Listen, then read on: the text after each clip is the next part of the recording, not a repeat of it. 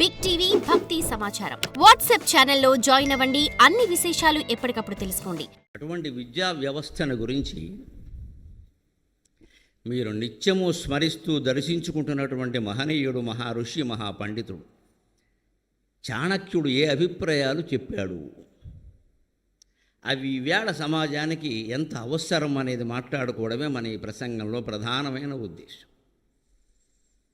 చాణక్యుడు అర్థశాస్త్రాన్ని రచించడానికి, కొన్ని వందల అధ్యాయాలుగా దాన్ని విభజించడానికి, విస్తృతమైన ప్రపంచాన్ని కేవలం ఒక గ్రంథంలో నిక్షిప్తం చేయడానికి ప్రధానమైన కారణం ఏమిటో తెలుసా?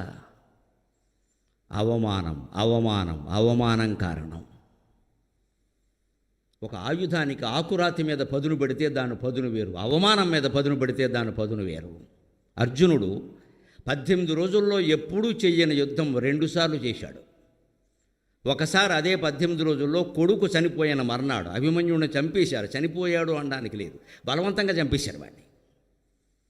ఈ భీష్మ, ద్రోణ, కృపాది ధనువులు అందరూ, భీష్ముడు అప్పటికే కింద పడ్డాడు పాపం. ద్రోణుడు, కృపాచార్యుడు, అశ్వత్థామ, కర్ణుడు, దుర్యోధనుడు, దుశ్శాసనుడు లాంటి అతిరథ మహారేసులైన మహావీరులందరూ సిగ్గు ఎగ్గు లేకుండా వెనక నుంచి బాణాలు వేసి చంపేశారు అభిమన్యుడిని. అందుకని 14వ రోజుని అర్జునుడి యొక్క యుద్ధం ఉందే, శివుడు చేయగలడు ఆ యుద్ధం మళ్ళీ అర్జునుడు చేశాడు. శ్రీకృష్ణుడు చూసి అదిరిపోయాడు, నేను సారథ్యం చేయగలనా అని. ఎందుకంటే శివుడు త్రిపురాసుర యుద్ధంలో చేశాడు ఈ యుద్ధం, మళ్ళీ అర్జునుడు నువ్వు చేస్తున్నాడు, నాకంత ఒళ్ళు మండింది, మా అబ్బాయిని చంపేశారన్నాడు. అవమానం. అదే యుద్ధాన్ని మళ్ళీ అర్జునుడు ఉత్తర గోగ్రహణంలో చేశాడు, అంతకంటే ముందే విరాట పర్వంలో. అప్పుడు ఎందుకు చేశాడు? 12 ఏళ్ళు అరణ్యంలో పెట్టారు, బాధలు పెట్టారు. 13వ ఏడు అజ్ఞాతవాసం చేయించారు. అరణ్యంలోనూ సుఖంగా ఉండనివ్వలేదు దుర్యోధనుడు. ఘోషయాత్ర పేరు మీద వెళ్ళి ఏడిపించుకు తిన్నాడు. అజ్ఞాతవాసంలోనూ సుఖంగా ఉండనివ్వలేదు. భటుడి మీద భటుడిని పంపించి వాళ్ళ ఉనికి కనుక్కోమని చెప్పాడు. వాళ్ళ గోవుల మీద దండయాత్ర చేయించాడు.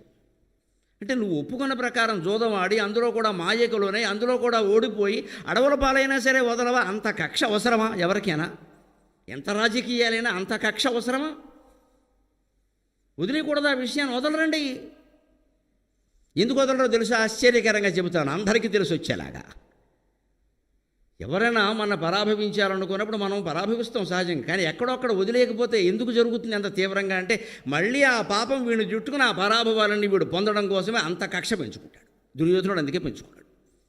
పాండవులు జూదంలో ఓడిపోగానే వదిలేసి ఉంటే ఆయన పరిపాలన చాలా బాగుంది, ధర్మరాజు కంటే బాగుందని చెప్పారు భారతంలో. దుర్యోధనుడి పరిపాలన 13 ఏళ్ళు దుర్యోధనుడి పరిపాలన ధర్మరాజు కంటే బాగుందని ధర్మరాజే చెప్పాడు. అంత పరిపాలన బాగున్నప్పుడు మళ్ళీ ఆయన రాజుగానే కొనసాగేవాడుగా. వాడు మొత్తం రాజ్యాన్ని వాడే చెడగొట్టుకున్నాడు పాండవుల మీద కక్షతో. మళ్ళీ పాండవులకు సానుభూతి పెరిగేలాగా. ఇది ఏమంటారు దీన్ని? చేసిన పాపం కట్టి కొడపడం అంటే ఇదే. అది అలా పైకొచ్చి మళ్ళీ అలే అవుతుంది. ఇది గ్రహించకపోతే ఎవరికైనా కష్టమే. ఇన్ని కష్టాలు పడ్డాడు కాబట్టి 13 ఏళ్ల తర్వాత ఉత్తర గోగ్రహణం పేరు మీద కౌరవులు దండయాత్ర చేయగానే అర్జునుడు ఒక్కడే వచ్చి మొత్తం అందరినీ లేపేశాడు. మొత్తం అందరినీ, ఎవడు తోడు కూడా లేడు. ఉన్నవాడు పరమ భీరు, ఉత్తరుడు సారథి.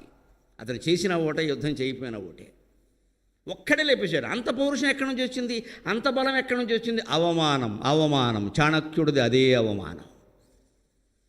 ఎప్పటి నుంచో వాళ్ళ వంశీకులుగా నందరాజులుగా ఆయన ఆస్థాన గురువుగా ఉంటే, మహానందుని కుమారుడైనటువంటి నందులకి ఒళ్ళు కొవ్వెక్కి తాగి తందనాలాడి రాజ్యాన్ని వాళ్ళు ఇష్టం వచ్చినట్టు పరిపాలిస్తుంటే, రాజగురువు మాట వినకుండా ఉంటే రాజగురువు సలహాలు ఇచ్చేవాడు. ప్రజలెవ్వరూ పాపం చేసినా అది రాజుకు చెందుతుందండి, చాణక్యుడే చెప్పిన మాట. రాష్ట్రంలో కానీ దేశంలో కానీ ప్రజలు చేసే పాపాలన్నీ నాయకులకి చెందుతాయి. రాజు చేసే పాపం ఎవరికి చెందుతుందో పురోహితుడికి చెందుతుంది, ఎందుకంటే సరైన సలహా ఇవ్వలేదు. రాజగురువు బాధ్యత అది. అంతగా వినకపోతే, బాబు నమస్కారం, నువ్వు చెప్పేది వినట్లేదని వెళ్ళిపోవాలి విదురులాగా. లేకపోతే ఉంటే ఆయనకి పాపం చుట్టుకున్నట్టే. రాజులా చేస్తుంటే నువ్వెందుకు ఊరుకున్నావు? నువ్వు సలహా చెప్పాలి కదా. రాజు అయినంత మాత్రం ఆయనకు అన్ని విషయాలు తెలియవండి, సలహాదారులు ఉంటారు, సరైన సలహా ఇవ్వాలి. వినకపోతే వదిలేయాలి ఇంకా. అందుకని ప్రజలు పాపం చేస్తే రాజుకు చెందుతుంది, రాజు పాపం చేస్తే రాజగురువు చెందుతుంది. ఇంకా ఆశ్చర్యం, నచ్చచ్చు నచ్చకపోవచ్చు, భార్య పాపం చేస్తే భర్తకు చెందుతుందమ్మా. మన ధర్మశాస్త్రం అంత సంక్లిష్టమైంది. భర్త పాపం చేస్తే భార్యకి చెందదు. ఎంత అదృష్టవంతులో మహిళలు. ఇది చాణక్యుడే చెప్పాడు.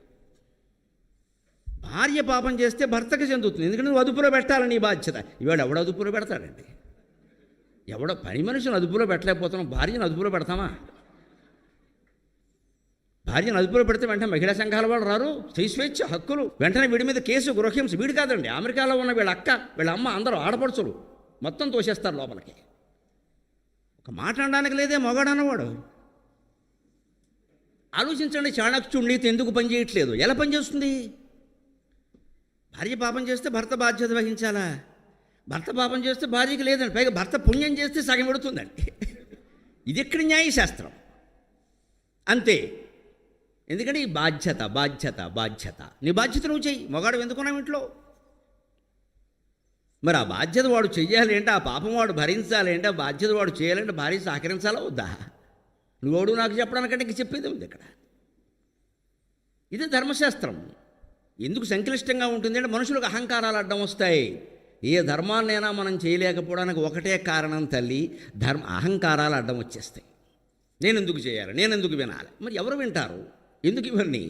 అందుకే భర్తృహరి 2000 శ్లోకాలు రాసిన, 300 శ్లోకాలు రాసిన భర్తృహరి, క్రీస్తుపూర్వం 1వ శతాబ్దంలో పుట్టినటువంటి భర్తృహరి, ఆ ప్రారంభంలోనే ఏం చెప్పాడు అంటే, జీర్ణమంగే సుభాషితం బోద్ధారో మత్సరగ్రస్తా ప్రభవ స్వయదూషితా అమోధోపగతాశ్చాన్యే జీర్ణమంగే సుభాషితం బోద్ధారో మత్సరగ్రస్తా. నేను 300 శ్లోకాలు సుభాషితాలు రాస్తున్నాను కానీ జాతి బాగుపడాలని, వీటిలెవరూ బోధిస్తారని నాకు నమ్మకం లేదు. ఎందుకంటే వాళ్ళ పద్యాలు వాళ్ళు చెప్పుకుంటారు, నా పద్యాలు వాళ్ళు ఎందుకు చెబుతారు అన్నాడు. మాట్లాడే ప్రతివాడు వాడి పద్యాలు వాడు చెప్పుకుంటాడు కానీ నా పద్యాలు ఎందుకు చెబుతాడు? వాళ్ళకి అసూయే కదా, నాకు పేరు వస్తుందని. ప్రభవస్వయ దూషిత. ఏమీ చెప్పకపోతే ఎవరికి ఏం తెలియదు కూడా. రాజులు ఉన్నారే అహంకారంతో ఉంటారు, నాయకులు ఎవరైనా, వారికి ఎవరూ చెప్పలేరు, నువ్వోడు నాకు చెప్పడానికి అంటాడు. అబోధోపగతాశ్చ అన్యే.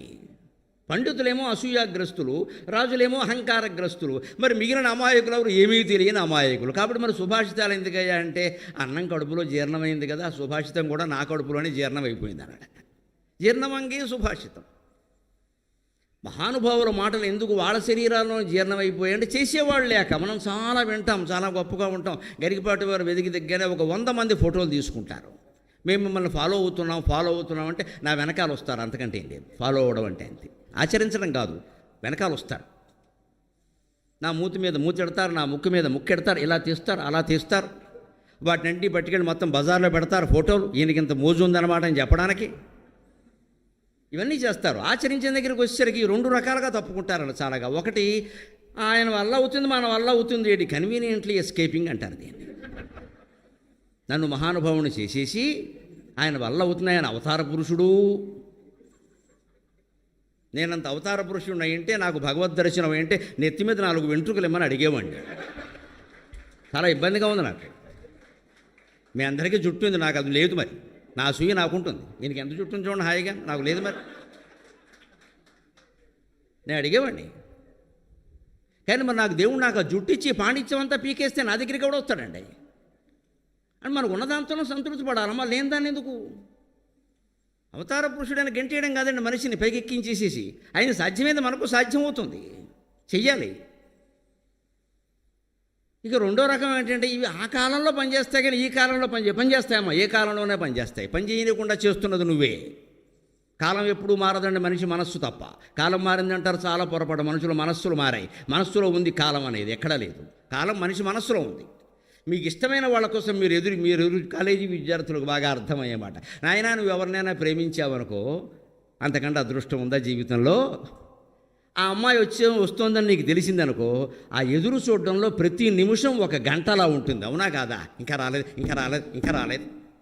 ఆ అమ్మాయి వచ్చిందనుకో, కూర్చొని మాట్లాడుతున్నావు అనుకో, అప్పుడు ప్రతి గంట 1 నిమిషంలో అయిపోతుందా లేదా? అందుకే శంకరాచార్య చెప్పారు, కాలం మిథ్య. అది గంట కాదు, నిమిషము కాదు, నీ మనోభావాన్ని బట్టి మారిపోయింది. నీకు ఇష్టమైనప్పుడు కోసం ఎదురు చూస్తూ ఉంటే వాడు రాకపోతే ప్రతి నిమిషం 1 గంటలా ఉంది. వాడు రాగానే నువ్వు మాటల్లో పడేసరికి నీ సరదా కారణంగా ప్రతి గంట 1 నిమిషం అయింది. పిల్లలకి దసరా సెలవులు, సంక్రాంతి సెలవులు ఇస్తే సెలవులన్నీ తొందరగా గడిచిపోతాయి. మళ్ళీ బళ్ళు తీయగానే చచ్చిపోతున్నావరా బాబు, చచ్చిపోతున్నావరా. అదే ఏకంగా సెలవులు వచ్చి 6 నెలల పాటు ఇప్పుడేమనుకుంటారు, బళ్ళో కడితే బాగుండు. ఎందుకంటే ఆడుకోవడానికి, చదువుకోవడానికి కాదు, చూస్తారు మీరు. మన దృష్టి కాలం మిథ్య, దేశం మిథ్య, పరిస్థితులు మిథ్య. కాబట్టి జగన్ మిథ్య, బ్రహ్మ సత్యం. శంకరాచార్య చెప్పింది సత్యం. ఈ ప్రపంచానికి చాణక్యుడు ఏం బోధిస్తున్నాడు స్పష్టంగా అంటే, అవమానంలో రాటుదేలినప్పుడు నీ వ్యక్తిత్వం బయటపడుతుందయా. ఆ అవమానం జరిగింది ఎలాగా? నందులు ఆయన రాజగురువై ఉండగా మాట వినకపోతే పోయే. ఆయన సింహాసనం మీద ఆయన కూర్చుంటే, నువ్వెవడవయ్యా, మేము ఎక్కడి నుంచి వస్తే కూర్చున్నావు. గురువు ఎందుకు లేస్తాడండి? శిష్యుడు వస్తే ఎంత మహారాజు అయినా సరే లేవకూడదమ్మా, ధర్మశాస్త్రం ఒప్పుకోదు. మన పురాణాల్లో సూతుడు అని ఒక మహర్షి ఉంటాడు. సూతుడు అంటే శూద్రుడు, బ్రాహ్మణుడు కాదు. ఆయన పురాణాలు చెబుతాడు. సూతకులం. ఆయన పురాణం చెబుతుంటే కొన్ని వేల మంది వింటారు మహర్షులు నైమిషారణ్యంలో. బలరాముడు వచ్చాడు, శ్రీకృష్ణుడు అన్నగారు. ఈయన లేవకూడదు, అది పద్ధతి. ప్రవచనం చెప్పేవాడు లేవకూడదు. ఆయన ఋషి, ఆయన వ్యాసుడితో సమానం. ఆయన చూసి ఇతరులు లేవాలి కానీ ఆయన లేవకూడదు. అందుకే ఆయన లేవలేదు. సూతుడికి ఏం అహంకారం లేదు. బలరాముడు కోపం వచ్చేసింది. ఆయన ఆగలేటి కొట్టేశాడు, చచ్చిపోయాడు సూతుడు. నేను వస్తే లేవా ఏమిటి? ఈయన బలరాముడు అయితే ఎవడికట్ట? శ్రీకృష్ణుడు ఆ మాట అండం, బలరాముడు అంటాడు. అన్నగదు, ఆయన వేరు ఈయన వేరు. ఈయన అవతారం, ఆయన వేరే. ఈయన భగవంతుడు సాక్షాత్తు. అందుకని ఆయన వేరు, ఆయన లక్షణాలు వేరు. ఈ అహంకారాలు పనికిరావు. అందుకని రాజగురువు నందుడు రాగానే చాణక్యుడు తన ఆసనం మించి లేవకూడదు. వాళ్ళ కోపం వచ్చిందండి. జుట్టట్టుకు లాగారండి కిందికి. అదిగోనమ్మా అక్కడ నిలబడిన వ్యక్తి జుట్టు పిలక శిఖ ఊడిపోయి ఉంది, గమనించండి. వాళ్ళు లాగిన పిలక, దుశ్శాసనుడు పట్టుకుని లాగిన జుట్టు ఎలాగైతే వాడి రక్తంతో ముడివేసే వరకు ద్రౌపది ముడివేసుకోలేదు, ఈ నందరాజులు నాశనం అయ్యే వరకు నా శిఖ నేను ముడివేయనని ప్రతిజ్ఞ చేసి సాధించిన మహానుభావుడు చాణక్యుడు. అదే ఆయన విజయం. అవమానంబుల రాటుదేలిన మహావ్యక్తిత్వ సంపన్నుడు. ఆ మహానుభావుడు గురించి 1116 పద్యాల సాగర ఘోష కావ్యంలో నేను ఉండబట్టలేక అద్భుతమైన పద్యం రాశాను. ఎంత మహానుభావుడు అయ్యా, మాకెంత స్ఫూర్తి. అవమానంబుల రాటుదేలిన మహావ్యక్తిత్వ సంపన్నుడు. ఆర్షవనం బంధున శాస్త్రగంధ తరురాజంబు. శాస్త్రగంధ తరురాజంబైన చాణక్యుడు ఎంత విశేషంబుగా అర్థశాస్త్రమును సంధానించెనోగాని, ఈ భువనం బంధున సత్ప్రభుత్వముల కొప్పుల్ నింపే తద్గంధముల్.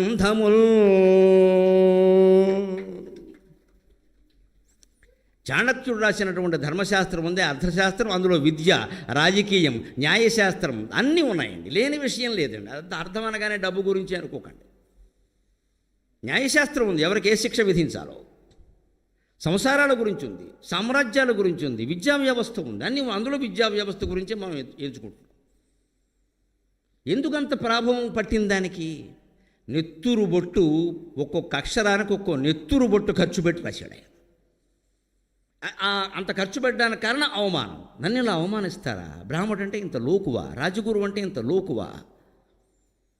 నా సంగతి చూపిస్తా అని ఆ రోజుల్లో రాజకీయ నాయకత్వం వహించడానికి ఏమాత్రము అర్హత లేనటువంటి కులంలో కుర్రాడు ఒకడు పుట్టినవాడు రోడ్డు మీద కబడ్డీ గోళిక్కాయలు ఆడుకుంటే వాడిని తీసుకొచ్చి వాడి స్నేహితుల్ని పిలిపించి 10 మందికి యుద్ధ శిక్షణ ఇచ్చి నందరాజుల మీద దాడి చేయించి చంద్రగుప్తుని రాజు చేశాడు. మౌర్య చంద్రగుప్తుడు మహారాజు అయ్యాడు. చాణక్యుడు వల్ల ఆయన శూద్ర కులానికి చెందినవాడు. చూస్తాను రా మీ సంగతి అన్నాడు. చూశాడంతే ఆయన. కానీ చాణక్యుడు ఎంత గొప్పవాడు అంటే, అంత చంద్రగుప్తుడు రాజయ్యాక ఆయన త్యాగం చూడండి. భారతీయ ఋషులంటే ఎలా ఉంటారు. ఈవేళ ఏదన్నా ఒకరు ముఖ్యమంత్రి కావడానికో, మంత్రి కావడానికో, కనీసం ఎమ్మెల్యే కావడానికో పక్కవాళ్ళు ఎవరైనా కాస్త సాయం చేసి 1000-2000 ఓట్లు వేస్తే అన్న నాకేంటి ఇదే గోల, నాకేంటి ఏదో ఒకటి ఇవ్వండి, ఎందుకు ఇచ్చాను నీకంటాడు. ఇంత సామ్రాజ్యాన్ని చంద్రగుప్తుడికి ఇచ్చినటువంటి చాణక్యుడు ఆయన్ని ఏమీ అడక్కపోగా ఉన్న మంత్రి పదవిని పాత మంత్రి రాక్షస మంత్రికి అప్పగించి, ధర్మం నిలబడాలని నేను ఇంత చేశాను కానీ నా మంత్రి పదవి కోసం కాదయ్యా, నేను ఋషిని, బ్రాహ్మణుని, తపస్సు చేసుకుంటాను, నాకు రాజ్యం ఎందుకు అని మొత్తం విడిచిపెట్టి త్యాగంతో తపస్సు చేసుకున్న మహానుభావుడు చాణక్యుడు. ఇది త్యాగం. ఇప్పుడు విద్య ఎందుకో మీరు ఆలోచించండి. విద్య పదవులు పొందడానికి కాదమ్మా, పదవులు త్యాగం చేయడానికి. 4 వేదాలు, 6 శాస్త్రాలు, 18 పురాణాలు సమస్తం 13 ఏళ్లలో నేర్చుకున్నటువంటి రామచంద్రమూర్తి 25 ఏళ్ల పట్టాభిషేకంలో పొద్దున్నే పిలిచి, తండ్రి రాజు కావాలి నువ్వయ్యా అంటే, సరేనండి నాన్న మీ ఆజ్ఞ అన్నాడు. రాత్రి పిలిచింది 3వ తల్లు, నువ్వు కాదురా రాజువి, మా అబ్బాయి రాజు అంటే, సరేనమ్మా నీ ఇష్టం అన్నాడు. లేదురా అబ్బాయి నువ్వు వనవాసానికి వెళ్ళాలంటే, సరేనమ్మా మీ ఇష్టం అన్నాడు. అది విద్య. త్యాగం విద్య. నువ్వు కలెక్టర్ అవ్వడం, డాక్టర్ అవ్వడం, యాక్టర్ అవ్వడం, రియాక్టర్ అవ్వడం ఇది పెద్ద విషయం కాదు. ఇది ఏదో ఒకటి అవుతావు. ఇది అవ్వాలేని లక్ష్యం కాదండి. ఏం చెయ్యాలి అది అయ్యి, అది చూసుకోండి ముందే. ఏం చెయ్యాలి, అది అయ్యాక ఏం చేస్తాం? అప్పుడు కూడా సుఖంగా ఉండాలంటే ఆ సుఖానికి పునాది ఇక్కడి నుంచి వేసుకోవాలి. మనశ్శాంతి ఒక్కటే సుఖం మనకి. కోట్లు సంపాదించినా సరే ఇద్దరే సుఖంగా ఉంటారు నా దృష్టిలో ప్రపంచంలో. తిన్న అన్నం 2 గంటల్లోగా అరిగిపోయేవాడు, పడుకున్న వెంటనే 5 నిమిషాలు గుర్రు పెట్టేవాడు. వీళ్ళిద్దరిని ఇంచిన అదృష్టవంతులు ఇంకెవరు లేరు. ఈ రెండూ లేనప్పుడు నువ్వు ఎంత సంపాదించినా ఒకటే, ఎంత పీఠంలో ఉన్నా ఒకటే. పడుకోగానే నిద్ర పట్టదు, తిన్నది అరగదు, పొద్దున్న 20 బిళ్ళలు, సాయంత్రం 20 బిళ్ళలు. దేనికి నీ బతుకు ఇక్కడ? బిళ్ళలకు అంకితమైంది బతుకు. పిల్లలకు అంకితం కావాల్సిన బతుకు బిళ్ళలకు అంకితమైంది. ఇంతే సరిపోతుందండి. ఎందుకు సంపాదించడం? దీనికోసం అనవసరంగా వదిలేశాడు చాణక్యుడు. మొత్తం రాజ్యాన్ని వదిలిపోయాక పాతరాజు రాక్షసరాజు, ఎందుకంటే ఆయన నందుల మంత్రి, ఆయన కక్ష కడతాడు. వద్దయ్యా, నేను ధర్మం కోసం చేశానయ్యా. చాలా తెలివైన వాడివి, ముద్రా రాక్షసం నాటకం చదివితే అర్థం. చాలా తెలివైన వాడివి, నువ్వు మంత్రిగా ఉండాలి. నేను కోరుకున్నది నీ తెలివితేటలు ధర్మం కోసం వినియోగపడాలి, అధర్మం కోసం కాదు. తెలివితేటలు ఎప్పుడు 2 రకాలుగా ఉంటాయి. ధర్మానికి అధర్మానికి ఎలాగైనా వినియోగించవచ్చు. దయచేసి యువతరానికి పాఠాలు చెప్పేవాళ్ళు దయచేసి తెలివితేటలు గొప్పవని చెప్పకండి, సంస్కారం గొప్పదని చెప్పండి. తెలివి లేకపోయినా మంచిదే, మడ్డి మనిషి అయినా మంచిదే. ఎవరిని మోసం చేయకుండా ఉంటే చాలు, ఏం అక్కర్లేదు. She is bright, he is bright, he is bright. 6 మొగుళ్ళు మారారు, 3 పెళ్ళాలు మారారు. వాడు బ్రైట్ అయితే మనకేమిటమ్మా పని లేక? ఎందుకు బ్రైటు? జీవితంలో 3 పెళ్ళాలు మారుస్తావా, 3 మొగుళ్ళు మారుస్తావు, నువ్వు బ్రైట్ ఇక్కడ. దేనికి బ్రైటు? జీవితంలో స్థిరత్వం లేదు, ఒక నీతి కట్టుబడలేవు, నువ్వెందుకు బ్రైట్ అయితే ఎవడకట్ట? మొన్న చూస్తుంటారు మీరు పత్రికల్లో, ఐఏఎస్ టాపర్, నేషనల్ లెవెల్. ఈవిడ కూడా టాపర్, ఇద్దరు కలిసి టాప్ లేపారు, విడాకులు అయిపోయినాయి. పేపర్లో వచ్చింది. 2 ఏళ్ళు కాపురం చేస్తే విసుగొచ్చిందా? ఈ నీళ్ళు బంగారంగా 40 ఏళ్ల పాటు చేస్తున్నాం, విసుగు రాలేదు. ధర్మం అమ్మా, ధర్మం. భార్య జుట్టు కాస్త తెల్లబడగానే విసుగొస్తుందమ్మా. నీకు తెల్లబడలేదా? ఇద్దరు కలిసి పోరా, ఇక్కడ కూర్చుంటారు. ఇక్కడ తెల్లబడితే ఏమైంది? ఇంతకాలం నేను సేవించింది. అదే శ్రీనాథుడు చెబుతాడు, జుట్టు సగం నల్లగా సగం తెల్లగా ఉంటే తిలతండుల న్యాయం అంటారు. చిమ్మిడి చనివిడి లాంటివి చేయాలంటే నువ్వులు బియ్యం కలిపి చాట్లో ఆరబోసేవారు. చక్కగా ఉంటుంది చూడడానికి, అలాగే ఉంచుకోవాలి. దానికి రంగు వేయకూడదు. జుట్టుకు రంగు వేయడం అంత దరిద్రం ఇంకోట్లేదు, వెంటనే మానేయండి. కుర్రాళ్ళకి చెప్పక్కర్లేదు ఈ విషయం, పెద్దాళ్ళకే చెప్పాలి. ఇది కొంపలు అంటుకుపోయినట్టు వేసేస్తారు ఇక్కడ, ఇలా వేసినట్టు తెలిసిపోయాయి అందరికీ. ఎందుకంటే వేసేది మీ ఆవిడ, ఇంకెవరో. ఎందుకింత ఏమైంది తెల్ల జుట్టు ఉంటే? 20 ఏళ్ల కూర 60 ఏళ్ల వాడిని 20 ఏళ్ల వాడంటే ఆనందంగా ఉంటుందండి. 20 ఏళ్ల వాడిని 60 ఏళ్ల వాడంటే ఏదైనా ఒకటే కదా. మన వయస్సు ఏమిటో, మన ధర్మం ఏమిటో అలాగే ఉండాలి కదా. అందుకని ఆయన అలాగే ఉండి మొత్తం రాజ్యం వదిలేశాడు. అవమానంబుల రాటుదేలిన మహావ్యక్తిత్వ సంపన్నుడు, ఆర్షవనం ముందున శాస్త్రగంధ తరురాజంబు. ఋషులనేటువంటి ఋషి సంస్కృతి అనే ఉద్యానవనంలో పెరిగిన చెట్లలో గంధపు చెట్టు, మంచి గంధపు చెట్టు చాణక్యుడు. అంటే శాస్త్రం రచించాడు, అర్థశాస్త్రాన్ని.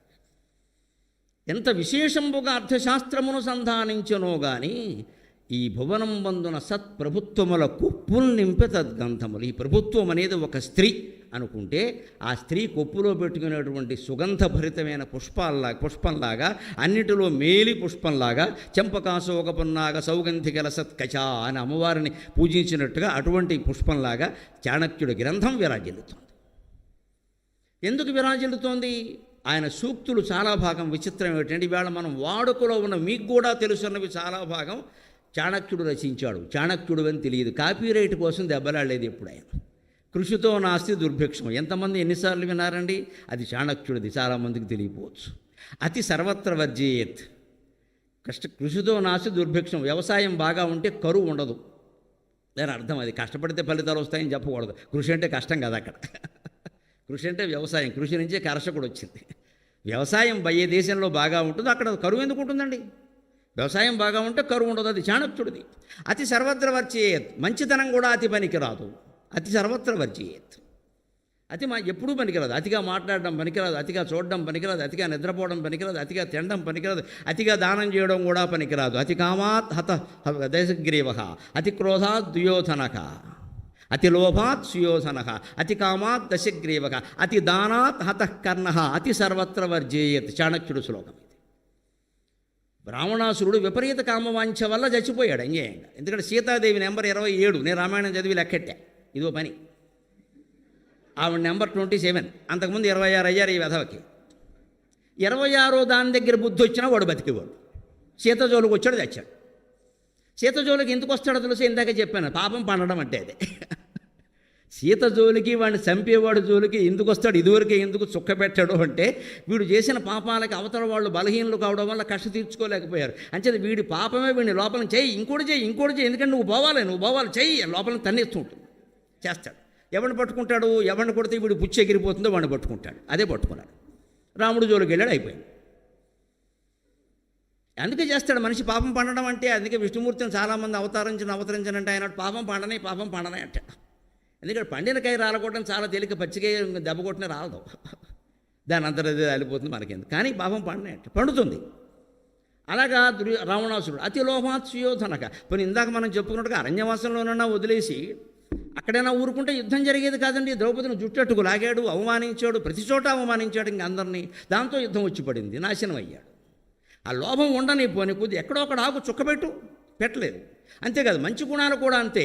అతిదానాత్ హతకర్ణ. కర్ణుడు గొప్ప దాత అందరికీ తెలుసు, నిజమే. కానీ కవచకుండలాలు అడిగితే ఇచ్చేయడమే, ప్రాణం పోదా, ఆలోచించుకోద్దా. మంచితనం కూడా అతి పని. అందులో ఈ కాలంలో అసలే పనికిరాదు. ఎవరు కన్నీళ్ళు పెడితే నేను చూడలేనని మనకున్న ఎకరాలన్నీ అమ్మేస్తే మనం ఎడుస్తూ కూర్చోవాలి, కన్నీళ్ళు పెట్టుకుంటాం. ఎవడో అందరూ చూస్తారు, అప్పుడు అక్కడ ఫోటోలు తీస్తారు. అందుకే మొదలు చెడ్డ బేరము లేదు, తనకు మాలని ధర్మం లేదు, అంతే చెబుతుంది భారతీయ సంస్కృతి. అతిగా చేయమని చెప్పదు. మంచితనం కూడా అతి పనికిరాదు, మెతకదనం అసలే పనికిరాదు, గట్టిగానే ఉండాలి ఖచ్చితంగా.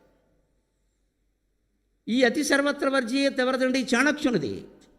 విద్వాన్ సర్వత్ర పూజ్యతే, ఎంతో గొప్ప మాట, మనం చాలామంది చెప్పుకుంటాం. అది చాణక్యునిది. సర్వేంద్రియాణం నయనం ప్రధానం. ప్రతి కంటి ఆసుపత్రి దగ్గర ఉంటుంది మాట. అది చాణక్యునిది. సర్వేంద్రియాణం నయనం ప్రధానం. అంతేకాదు చాలామంది ఉపన్యాసాల్లో వాడతారు వినాశకాలే విపరీత బుద్ధికి. అది చాణక్యునిది. వినాశకాలే విపరీత బుద్ధికి. పైగా ఒక విలన్ని దృష్టిలో పెట్టుకుని ఆ మాట చెప్పట్లో, ఒక హీరోని దృష్టిలో పెట్టుకుని చెప్పాడు. నేను చెప్తాను ఎవరిని దృష్టిలో పెట్టుకుని ఈ మాట చెప్పాడు, ఆశ్చర్యపోతారు. వినాశకాలే విపరీత బుద్ధి, అది చాణక్యునిది. నమాతు పరదైవతం గాయత్ర్యా పరం మంత్రం. నమాతు పరదైవతం. గాయత్రి మంత్రాన్ని మించిన మంత్రం లేదు, తల్లిని మించిన దైవం లేదు. ఈ మాట చాణక్యునిది. విద్వాన్ సర్వత్ర పూజ్యతే, ఈ మాట చాణక్యునిది. ఎన్ని రకాల వాక్యాలండి ఆయన, గొప్ప వాక్యాలు ఇక్కడ. ఆత్మార్థే పృథివీం త్యజేత్. నేనెవరు అని ఈ ప్రశ్నకి సమాధానం తెలుసుకోవాలంటే, ఆత్మజ్ఞానం పొందాలనే తపన నీకు కలిగితే భూమండలం మొత్తం విడిచిపెట్టి, పెళ్ళాం బిడ్డలు కాదయ్యా, భూమండలం మొత్తం విడిచిపెట్టి, తప్పేం లేదు పో, అన్నిటికంటే అంత ముఖ్యమన్నారు. అది చాణక్యునిది. ఆత్మార్థే పృథివీం త్యజేత్. అంతేకాదు చాలామంది రాజకీయాలు సహా పత్రికల్లో నిరంతరం వస్తూ ఉంటుంది, యథా రాజా తథా ప్రజ. అది చాణక్యునిది. ఎన్ని మాటలు చాణక్యునివి. కానీ మన దేశ ఋషులు మహానుభావులు ఎలా ఉంటారంటే, they never demanded for copy right. అది భారతీయ సంస్కృతి. అసలు ఆయన పుస్తకమే రాయలేదు, శిష్యులకు చెప్పాడు, వాళ్ళు రాసుకున్నారు. వాళ్ళు ఏం చేశారో ఆయనకు అనవసరం, వదిలేసి మహాతపస్సుకి వెళ్ళిపోయాడు. కానీ కాలక్రమంలో ఆ సంగతి అమ్మవారు చూసుకుంటుంది కాబట్టి ప్రచారం అయ్యే మహానుభావుల వాక్కులు ఎక్కడికి పోవు. చాణక్యుడు వాక్యాల్లో ఉండే గొప్పతనం గమనిస్తే అర్థం, అతి సర్వత్ర వర్జీయత, ఎంత గొప్ప మాట. అప్పుడు నువ్వు చాణక్యుడు లాంటి వాడు పోతావు. ఊరికి ఆయనలా పంచికెడితే ఉపయోగం ఏంటి ఇక్కడ? అందుకే నేను చాణక్య నీతి సూత్రాలనే పుస్తకం తెప్పించా పనిగట్టుకుని. మా చిన్న అబ్బాయి గురదాడకి, వాడు కూడా ప్రవచనాలు చెబుతున్నాడు. వాడికి చెప్పారు ఈ పుస్తకం ఏదో ఉంటుందంటే, ఉంది నాన్నగారు, అది పంపించి వెంటనే అన్నాను. నేను తెప్పించమ్మా, ఇవాళ నేను విద్యార్థులు ఉన్నారు, ఎక్కువ మంది పెద్దవాళ్ళకంటే విద్యార్థులు ఉన్నారు కూడా, బడాయి కోసం కాదు, మీరు బాగుపడడం కోసం చెబుతున్నా. ఆ పుస్తకాన్ని నేను వారం రోజులు అధ్యయనం చేసి ఇప్పుడు మీ దగ్గర మాట్లాడుతున్నాను. తగిన విషయం తెలుసుకోవాలి, మనం తెలుసుకోవాలి, ముందు దాన్ని మనం ఆస్వాదించాలి. వారం రోజులు బట్టి అదే పుస్తకం అధ్యయనం చేస్తూ, చాణక్యుడి పాదాల దగ్గర కూర్చుని తపస్సు చేసినంత పని చేస్తూ, పొద్దున్న హైదరాబాద్ నుంచి ఇక్కడ కారులో వస్తూ కూడా 4 గంటలు ఆ పుస్తకం చదివాను. మా డ్రైవర్ని అడగని చెబుతాడు. వదలలేదు అలాగా, చిన్నపిల్లాడిలాగా ఆ పుస్తకం పట్టుకుని. అప్పుడే మనకి చెప్పే దాని మీద మనకు నమ్మకం ఏర్పడుతుంది, ఆత్మవిశ్వాసం. చెప్పగలం, పర్వాలేదు. అంత మహానుభావుడు ఆయన కృషి చేస్తే, అన్ని శ్లోకాలు ఆయన రాస్తే 10-12 శ్లోకాలు లెక్కెట్టుకుని చెప్పడానికి మనకి నొప్పా? చెప్పపోతే అలాగా. ఎటువంటివి ఆయన చెప్పినవి? విద్వత్వం చ నృపత్వం చ నైవతుల్యం కదాచన స్వదేశే పూజ్యతే రాజా విద్వాన్ సర్వత్ర పూజ్యతే. మీరు విద్యార్థులు కాబట్టి చెబుతున్నాను. విద్య దానికోసం దీనికోసం అంటే నమ్మకండమ్మా. విద్య కేవలం సంస్కారం కోసం, విద్య కేవలం జ్ఞానం కోసం, నీ ఉద్యోగం కోసం కాదు. విద్య నీ డబ్బు సంపాదించడం కోసం కాదు. డబ్బు సంపాదించడానికి 100 మార్గాలు ఉంటాయి, దానికి విద్య అక్కర్లేదు. ఏ విద్య రాని పల్లెటూళ్ళ వాళ్ళు కూడా చాలా సంపాదిస్తారు. సంపాదించడం కోసం విద్యాన్ని మీరు ముందు భావించడం మానండి. చెప్పొద్దు అంటారు, మీరు భావించాక చెబుతారు. భావించడం మానండి. అందుకోసం కాదు, నీ జీవితంలో ఏ సమస్య వచ్చినా నువ్వు తట్టుకుని ఎదుర్కోగలిగితే నువ్వు విద్యావంతుడు అని లెక్క. చిన్న సమస్య రాగానే మనం చేసే పని ఏమిటి? సీలింగ్ ఫేనాయ విద్మహే చున్నీ కంఠాయ ధీమహి తన్నో చావు ప్రచోదయాతు అయిపోయిందంతే. ఇందుకోసమా సిఏ అంటే చావుకి అప్లికేషనా? ఇందుకోసం ఎంబీఏ ఇంజనీరింగ్ ఈ సీలింగ్ ఫ్యాన్ గురేసుకోవడానిక? నీకు వచ్చిన సమస్య నువ్వు పరిష్కరించుకోలేకపోతే ఎందుకు చదివినట్టు MBA? Managing what is managing? You can't manage your own life. నీ జీవితాన్ని నువ్వు మేనేజ్ చేయలేవా? ఆఫీస్ మేనేజ్ చేస్తావు? ఎక్కడి నుంచి చేస్తావు? భార్యతో ఎలా ఉండాలో, భర్తతో ఎలా ఉండాలో, తల్లిదండ్రులతో ఎలా ఉండాలో, అత్తమామలతో ఎలా ఉండాలో, విద్యార్థులతో ఎలా ఉండాలో నీకేం తెలీదా? అది నేర్చుకోవడం కదా విద్య. అందుకోసం చెప్తున్నాడు, విద్యావంతుడు ఎందుకు కావాలి అంటే విద్వత్వంచ నృపత్వంచ నైవతుల్యం కదాచన. ఒక విద్వాంసుడు ముందు ఎంత గొప్ప నాయకుడు కూడా సరిపోడు. ముఖ్యమంత్రి అయినా సరే, ప్రధానమంత్రి అయినా సరే, రాష్ట్రపతి అయినా సరే, విద్వాంసుడు కనపడగానే చేతులు జోడిస్తారు. భారతీయ సంస్కారం అది, భారతీయ సంస్కారం. వాళ్ళ సీట్లోంచి నిలిచి నమస్కారం చేస్తుంటే మీరు పెద్దలు, మీరు లేవకూడదండి, మీరు మా గురువు లాంటి వారు అంటారమ్మా. చాలామంది పెద్ద నాయకులు, మేము అల్ప విద్వాంసులు, మేమే పొందుతున్నాము ఆ గౌరవం, చాణక్యుడు ఎందుకు పొందడు? అందుకే ఆయన చెబుతున్నాడు, విద్వత్వంచ నృపత్వంచ నైవతుల్యం కదాచన. రాజకీయ నాయకత్వానికి, రాజుకి, విద్వాంసుడికి మీరు పోల్చకండి దయచేసి. అవి ఎప్పుడూ సమానం కావు. ఎందుకంటే స్వదేశే పూజ్యతే రాజా. ఒక రాష్ట్ర ముఖ్యమంత్రిని ఆ రాష్ట్రంలో గౌరవిస్తారు, పక్క రాష్ట్రానికి వెడితే ఆయన గెస్ట్, అతిథి. ఒక దేశ ప్రధానమంత్రిని ఆ దేశంలో గౌరవిస్తారు. అయితే ఎంత రాజ్యానికి రాజు అయినా, దేశానికి ప్రధానమంత్రిని ఆయన గౌరవం ఆయన దేశంలో ఉంటుంది, కానీ పక్క దేశంలో ఎందుకు ఉంటుంది? ఒక ఊరి రాజు ఇంకో ఊరికి ఎట్టి అని కూడా అన్నారు. పూర్వం సామెత ఉంది. ఇక్కడ వెట్టి చాకరీ చేయిస్తారు. నువ్వు రాజు అయితే ఎవడకాయ అంటారు. కానీ విద్వాంసుడు ఏ దేశం వెళ్ళినా, ఏ రాజ్యం వెళ్ళినా తన తెలివితేటల కారణంగా యావత్ ప్రపంచంలో గౌరవింపబడతాడు. ఆ విద్వాంసు అయ్యే ప్రయత్నం చేయండి, ఆ విద్య నేర్చుకునే ప్రయత్నం చేయండి. విద్వాన్ సర్వత్ర పూజ్యతే. చివరికి మృత్యువు నుంచి తప్పించుకోవడానికి కూడా విద్య ఉపయోగపడుతుంది ఖచ్చితంగా. ఎక్కడికి వెళ్ళినా సరే మనం గౌరవించబడతాం, అనుమానమే లేదు ఆ విషయం. ఎంత దీనదశకి వెళ్ళినా సరే గౌరవించబడతాం. ఆ విద్యలో గొప్పది అంటే విద్య నేర్చుకునేటప్పుడే మనం దాని సారాన్ని గ్రహించే ప్రయత్నం చేయాలి. ఏదో ముక్కలు బట్టి పట్టడం, 4 ముక్కలు రాసుకోవడం, ఇంపార్టెంట్ చెప్పండి సార్. ఇప్పుడు చాలామంది మాస్టర్లు జ్యోతిష్కులు అయ్యారు, ఇంపార్టెంట్ చెబుతున్నారు. వీళ్ళు ఎందుకంటే ముహూర్తాలు పెట్టుకుంటే సుఖంగా బోర్డు సంపాదించుకోవచ్చు. మాస్టర్ ఇంపార్టెంట్ చెప్పడానిక, పాఠం చెప్పడానిక? ఇంపార్టెంట్ చెప్పేవాడు గొప్ప మాస్టర్. ఆయన మాస్టర్ ఏం చెప్పినా వచ్చేస్తా, ఏం వస్తుంది? కడుపు నొప్పి. ఎందుకు రావాలి? ఇదేం కర్మ అమ్మ మాకు? కష్టపడి పాఠం చెప్పకుండా ఇంపార్టెంట్ చెప్పడం ఏంటి? అసలు ఇంపార్టెంట్వే పాఠాల్లో పెడతారు, అన్ఇంపార్టెంట్ పెట్టరు. అన్నీ తీసుకొచ్చి పాఠాల్లో పెట్టరు కదా. పాఠంలో పెట్టారంటే అది ఇంపార్టెంట్. పోనీ ఏదైనా కాస్త వెనకబడిన విద్యార్థులు కొంతమంది ఉంటారు పాపం, అంటే మందకూడతనం అది ఉంటుంది కొంచెం. వాళ్ళు ఏదైనా మాస్టర్ని బతిమాలని, ఏదో సార్ నా సంగతి మీకు తెలియదేమో, మా నాన్న పాస్ మార్కులు రాకపోతే ఊరు కూడా సార్ చంపేస్తాడు, ఏదో 40 మార్కులు వచ్చేలా చెప్పండి అంటే మాస్టర్కి జాలేసి వాడిని ఒక్కడిని పక్కకి పిలిచి, ఒరే గుప్తుల కాలం స్వర్ణయుగం మా రోజుల్లో అదే పెద్ద ఇంపార్టెంట్, అది ఒక్కడే చెబితే సోషల్లో 20 మార్కులు వస్తాయి. అలాంటి శ్రీకృష్ణదేవరాయలు సాహితీ సమరాంగణ సార్వభౌముడని ఎలా అందువు? అదో పెద్ద ప్రశ్న. శ్రీకృష్ణదేవరాయలు గొప్ప చక్రవర్తి అని ఎలా అందు? మా ఫ్రెండ్ ఒకడున్నాడు, నేను అనను అని రాశాడు జవాబు అంతే. మా మాస్టర్ నాకు మార్కులు ఇచ్చాడు, వాడికి ఇవ్వాలి. వాడు దెబ్బలాడాడు, ఎందుకు ఇవ్వరండి అన్న. మీరు ఎలా అందువు అన్నారు, నేను అనను అన్న, నాకు ఇవ్వాల్సింది అంటే కదా చెప్పాల్సింది, నేను అన్నాం. కొన్ని ప్రశ్నలు చూడండి మీకు అప్లికేషన్లోనూ వాటిలోనూ ఎస్ ఆర్ నో పెట్టం. If yes kindly finish this అని ఉంటుంది కింద, ఫిలప్ దిస్. ఎస్ అయితేనే ఫిలప్, లేక నో అయితే అక్కర్లేదుగా. అంటే నేను అన్నండి, ఆయన నేను ఎందుకు అన్నారు? నేను అన్నాను. ఒక నాయన అలవాటు నాకు లేదు. గొప్ప చక్రవర్తిని ఎలా అందు? నేను అన్నది నాకు 20 మార్కులు వేయాల్సిందే. ఇటు కష్టపడి రాసిన వాడికి 20 వేయాలి, వీడికి వేయాలి. మరి లాజిక్ అది, తర్కం. అందుకే అసలు సారమైన విద్య ఎప్పుడు తర్కానికి అందదు. నువ్వు తర్కానికి అడిగితే మరకటం అవుతాం. దాని సారం గ్రహించాలి. ప్రశ్న అడగడంలో మంచిది, అన్నీ ఇంపార్టెంట్ ఏంటండి? సరైన విద్య మీరు సీఏ అయినా ఎంబీఏ అయినా డిగ్రీ అయినా ఏదైనా సరైన విద్య నేర్చుకుని ఏమంటే నేను నిజంగా ఎంకామ్ చదివా కామర్స్కి సంబంధించి ఏ విషయం అడగండి నేను చెప్పడానికి సిద్ధంగా ఉన్నా అని అంటే మీకు ఎందుకు ఉద్యోగం రాదండి? చూసేయడం మనకి ఎంతసేపు రిజర్వేషన్ల కారణం అండి, అదండి, రాజకీయం అండి, ఏమీ లేదమ్మా. ప్రతిభావంతుడికి ఎప్పటికీ లోటేం లేదు. ప్రతిభావంతుడికి ఎప్పటికీ లోటేం లేదు. నేను అర్హత కలిగిన ఉద్యోగం డిగ్రీ కాలేజీ తెలుగు లెక్చరర్గా చేస్తూ మానేసి 13 ఏళ్ళు అయింది. 50 ఏళ్ల వయసులోనే నేను మానేశాను. ఎందుకని? టీవీ ప్రోగ్రాములు ఉన్నాయి, ప్రవచనం, నా మీద నాకు నమ్మకం ఉంది, నేను మాట్లాడి నా కుటుంబాన్ని పోషించుకోగలను, పర్వాలేదు. నాకు ఉద్యోగమే చేయాల్సిన పని, పైగా ఉద్యోగం చేస్తే ఓ చోట నిబంధింపబోటు ఉండాలి. అక్కడ కాకినాడలో నుండి వాడు ఎక్కడికి వెళ్ళడానికి లేదు, ఆదివారం ఒక్కరోజు వెళ్ళాలి. ఎందుకు ఏదైనా మానేశాను. రెండిట్లో ఏది నిర్ణయించుకోవాలని నా ప్రతిభ మీద భగవంతుడి మీద నాకు నమ్మకం ఉంది కాబట్టి వదిలేశాను, బాగానే ఉన్నాను, ఏం ఇబ్బంది లేదు. మరి అందరూ మీరు ఆడిటింగ్ కోర్సు చేయవాడికి ప్రైవేట్ ప్రాక్టీసే మీకు ఇదంతా. మీ ప్రతిభ మీకుంటే బోర్డు ఖాతాలు ఉంటాయి, దాంట్లో ఇబ్బంది లేదు. ఆ మీ మీద మీకు నమ్మకం ఉండాలి. కానీ ప్రభుత్వం ఎంతమందికి ఇస్తున్నాడు ఉద్యోగాలు? ఎక్కడి నుంచి ఇస్తారు? అందుకని విద్వత్వం ముందు విద్వాన్ సర్వత్ర పూజితే, ఏ దేశం వెళ్ళినా మనం పూజలు అందుతాం. కాబట్టి ముందు మన విద్యలో మన విద్వాంసులు అనగానే సంస్కృతం అనుకోకుండా తప్పు, ఇంగ్లీష్ అయినా అంతే, లెక్కలైనా అంతే, ఏదైనా అంతే.